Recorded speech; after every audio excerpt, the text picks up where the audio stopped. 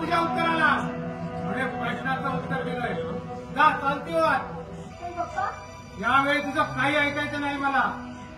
आता अधिक शहाणपणा न करता मुकाट्याने आत चालती हो. का म्हणतोय?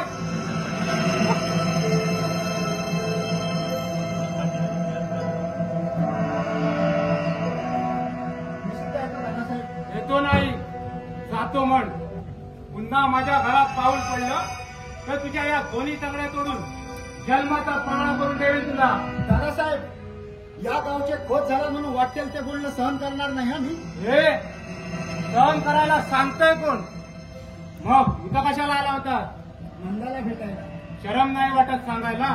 सत्य सांगायला शरम कशी? आमचं प्रेम आहे परस्परावर. या तुमच्या प्रेमाला तिलांजली देणार आहे मी. पुन्हा अद्रून पाहूनच पाय पसरावे माणसानं. अरे आम्ही कुठं आणि तू कुठं? म्हणे नंदासोबत करणार आहे. दादासाहेब, नंदासोबत लग्न करण्याच्या ज्या आकांक्षा उरी बाळगल्यात त्या मुकाट्याने सोडून दे, नाहीतर जन्मभर पश्चाताप करत बसण्याची पाळी येईल तुझ्यावर. दादासाहेब, खऱ्या प्रेमात गरीब श्रीमंत हा भेदभाव येत नाही, लक्षात ठेवा. तुझं तत्वज्ञानाचं करार ऐकायचं नाही मला. यापुढे माझ्या घरात पाऊल ठेवू नकोस. आमच्या नंदासोबत नुसतं बोललेलं तरी मला कळलं तरी याचे परिणाम चांगले होणार नाही. जा चालता इथून. ठीक आहे.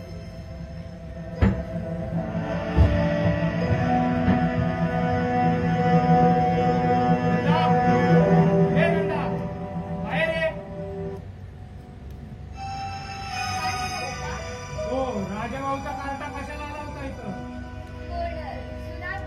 हो हो तोच. काय काम होतं त्याचं इथं? असा झाला होता की तुला भेटायला आला होता?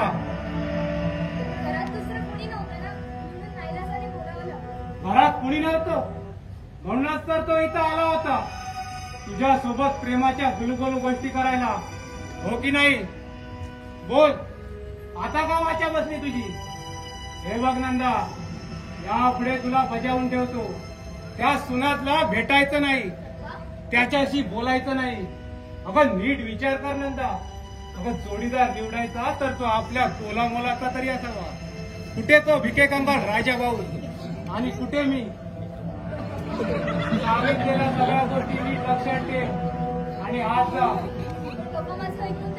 जा म्हणतोय. मुलांच्या लाडाला प्रोत्साहन देऊन त्यांच्या शब्दाप्रमाणे नाचणारा बाप मी नव्हे.